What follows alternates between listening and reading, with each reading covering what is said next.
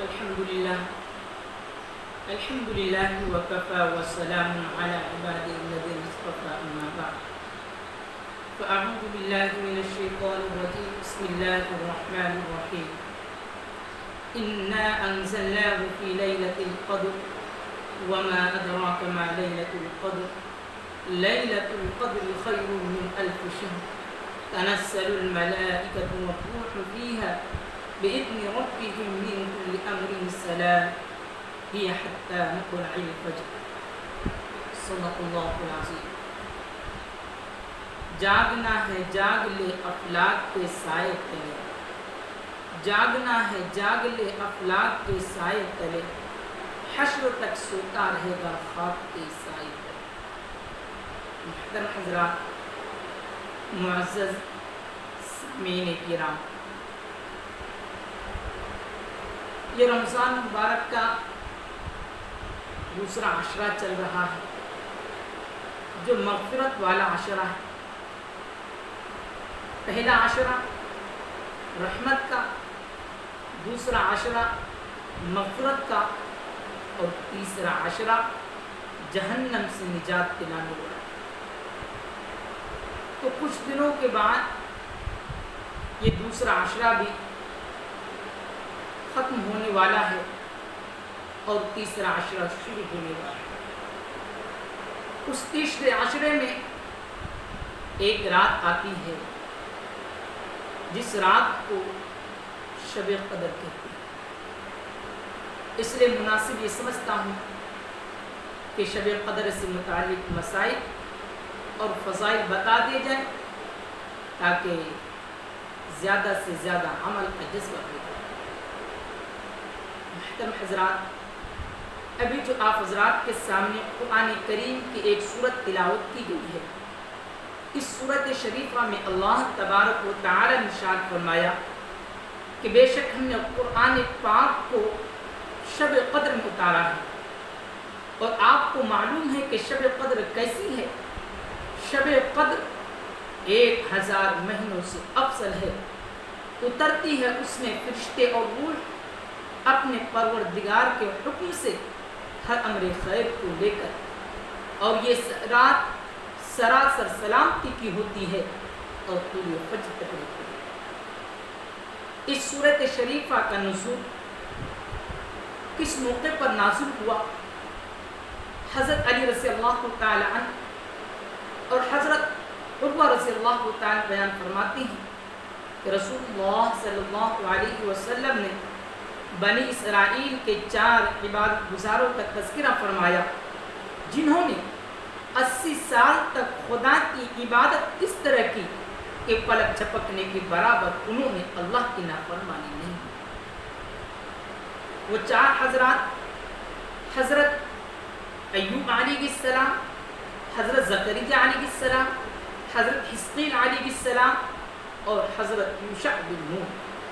ان 4 کا تذکرہ اللہ کے نبی علیہ السلام نے صحابہ کے سامنے تذکرہ فرمایا کہ یہ وہ 4 حضرات تھے جنہوں نے اللہ کی اطاعت اور عبادت اس طریقے سے 80 سال تک کی کہ انہوں نے اللہ کی نافرمانی بالکل بھی نہیں. جب صحابہ نے ان واقعات کو سنا تو صحابہ کو بڑا تعجب ہوا کہ ہماری عمر تو 60 یا 70 سال تک ہوتی ہے، یہ 80 سال تک ہوتی ہے، ہم کس طریقے سے 80 سال تک اللہ کی اطاعت اور عبادت کریں گے. اس وقت آپ علیہ السلام کے بعد فرشتے آئے اور فرشتوں نے اللہ کے نبی علیہ السلام کو پیغام پہنچایا اور بتایا کہ آپ نے ابھی جو صحابہ کے سامنے ان 4 کا تذکرہ فرمایا جنہوں نے عبادت اس طریقے سے کی کہ اللہ کی اطاعت و فرما برداری اس طریقے سے کی کہ کبھی بھی انہوں نے اللہ کی نافرمانی نہیں کی. جب صحابہ ان واقعات کو سنا تو صحابہ پر تعجب ہوا تو اللہ تبارک و تعالی نے اس سے بھی افضل چیز آپ پر نازل فرما دی اور وہ ہے شب قدر. میرے بھائیوں، شب قدر کسے کہتے ہیں؟ شب قدر کے معنی آتے ہیں عزت و عظمت و شرافت کے. اور بقول ابو بکر وراق فرماتی ہیں کہ اس رات میں جو کتاب قرآن کریم لوح محفوظ سے آسمان دنیا پر اتاری گئی، وہ قابل قدر جس پیغمبر کو اتاری گئی، وہ پیغمبر بھی قابل قدر جس رات میں اتاری گئی، وہ رات شب قدر اور جس امت پر اتاری گئی وہ امت تمام امتوں میں سے افضل اور بہتر، اور جس مہینے میں اتاری گئی وہ مہینہ تمام مہینوں سے افضل اور بہتر۔ تو ان تمام قابل قدر چیزوں کی وجہ سے اس رات کو شب قدر کہتے ہیں، جس کے معنی ہیں عزت و عظمت۔ حضرات، اس صورت شریفہ میں سوال و جواب کے انداز میں شب قدر کی حقیقت سے انسان کو واقف کرایا ہے، جن کا خلاصہ یہ ہے کہ ایک مہینے کی عبادت 1000 مہینے کی عبادت یا 83 برس کی عبادت اس ایک رات کے عبادت کے برابر نہیں کر سکتی۔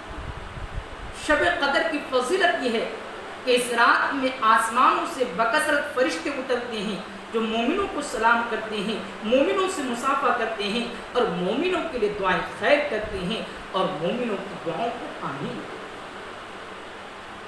حضرت ابو ہریرہ رضی اللہ تعالی فرماتے ہیں، اللہ کے نبی علیہ الصلوۃ والسلام نے ارشاد فرمایا، جو شخص شب قدر میں ایمان کے ساتھ عبادت کرتا ہے ثواب کی نیت سے، تو اللہ تبارک و تعالی اس کے پچھلے تمام معاف کرتا ہے۔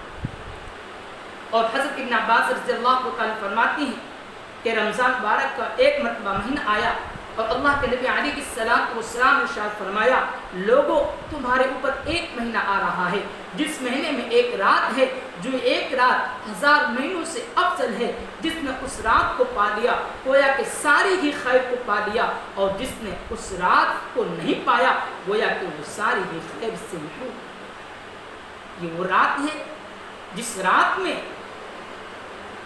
طلوع فجر تک شیاطین نہیں نکلتا، یہ وہ رات ہے جس رات میں فتنہ و فساد بالکل بھی نہیں ہوتا۔ دیگر راتوں میں اللہ تبارک و تعالی جو رحمتوں کے ساتھ ساتھ مصیبتیں بھی بھیجتے ہیں، لیکن شب قدر کی وہ رات ہے جس میں رحمتیں کی رحمتیں، برکتیں کی برکتیں، سعادتیں کی سعادتیں، اور اس رات میں صرف اور صرف انعامات خدائی کا نزول کی نزول ہوتا ہے۔ یہ وہ رات ہے جو تمام راتوں میں افضل بہتر ہے۔ اس رات میں ہم اور آپ کیا عبادت کریں؟ شب قدر میں کیا عبادت کرنا چاہیے؟ اللہ کے نبی علیہ الصلوۃ والسلام اس رات میں نماز، تلاوت، دعا وغیرہ منقول ہے کہ اللہ کے نبی علیہ الصلوۃ والسلام اس رات میں زیادہ قرآن کی تلاوت کرتے، زیادہ نوافل پڑھتے، زیادہ دعاؤں کا اہتمام کرتے، اور حد درجے اللہ کے نبی علیہ الصلوۃ والسلام اللہ کے دربار میں حاضر ہو کر رو رو کر کے دعائیں کرتے۔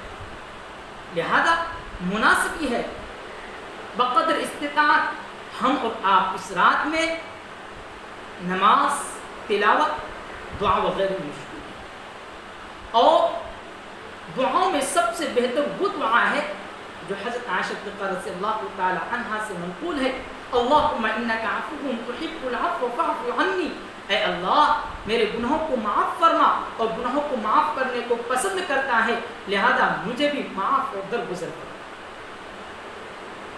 اس رات میں ان صورتوں اور آیات کا بھی تلاوت زیادہ سے زیادہ کرنی چاہیے جن آیات کے بارے میں یا جن صورتوں کے بارے میں بہت زیادہ ثواب کی خوشخبری دی گئی ہے۔ ان رات میں درود شریف کا زیادہ اہتمام کریں، ان راتوں میں مردوں کے لیے دعائیں مغفرت اور روز کے بخشش کی دعائیں کریں، ان رات میں سورہ اخلاص کی تلاوت کریں، وہ سورہ اخلاص جس کو اگر ایک مرتبہ پڑھنے سے تہائی قرآن کے برابر ثواب ہے۔ قل یا ایھا الکافرون پڑھنا چاہیے جس کے پڑھنے کے ثواب چوتھائی قرآن کے برابر ہے۔ اذا زلزلت الارض پڑھنا چاہیے جس کے پڑھنے کا ثواب آدھے قرآن کے برابر ثواب ہے۔ سورہ یاسین کی تلاوت کرنی چاہیے، یہ سورہ یاسین ہے جو قرآن کا دل ہے جس کو پڑھنے والا بخش دیا جاتا ہے۔ سورہ آیت الکرسی کی تلاوت کرنی چاہیے، یہ آیت الکرسی وہ آیت الکرسی ہے جس کو قرآن کا افضل آیات ہونے کا شرف حاصل ہے اور جس کو پڑھنے والا مرتے کی جنت میں چلا جاتا ہے۔ اپنے لیے رشتہ داروں کے لیے پسندیدہ دعائیں کرے اور بقدر استطاعت صدقہ کرے اور اپنے اعضاء جوارح آنکھ کان ناک کی گناہوں سے حفاظت کرے اور دعائیں استغفار کرے، سبحان اللہ، الحمدللہ، لا الہ الا اللہ، اللہ اکبر کی تسبیحات کی ذکر کرے۔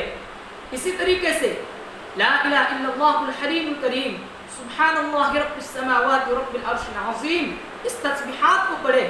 جو آدمی ان تسبیح کو 3 مرتبہ پڑھے گا تو اللہ تبارک و تعالی اس کو شب قدر کے برابر ثواب عطا فرمائے گا۔ ان تسبیحات کو شب قدر میں اور ان ذکر و اذکار کا اہتمام شب قدر میں کرنا چاہیے۔ بھائیو، اب شب قدر کون سی رات میں؟ شب قدر رمضان مبارک کے اخیر 10، رمضان مبارک کے 21ویں شب سے ہم شروع کریں گے۔ اب کیا ہے 21ویں شب؟ طاق راتوں میں، اخیر عشرے کی طاق راتوں میں تلاش کریں گے۔ طاق رات کون سی؟ 21 شب، 23 شب، 25 شب، 27 شب۔ اسی طریقے سے رمضان مبارک اخیر اگر 30واں روزہ ہے تو 29 شب میں ہم کیا ہے رمضان المبارک کی اس اخیر عشرے میں شب قدر کریں گے، اور ہم ان شب قدر میں زیادہ سے زیادہ عبادت کریں گے تاکہ اللہ تبارک و تعالی ہمیں آپ کو ان شب قدر میں عبادت کرنے کے صدقے تو فعل میں تمام امتوں کی بخشش فرما دے۔ دعا کریں کہ اللہ تبارک و تعالی میں آپ کو کہنے سننے سے زیادہ عمل کرنے کی توفیق عطا فرمائے۔ وآخر دعوانا الحمدللہ۔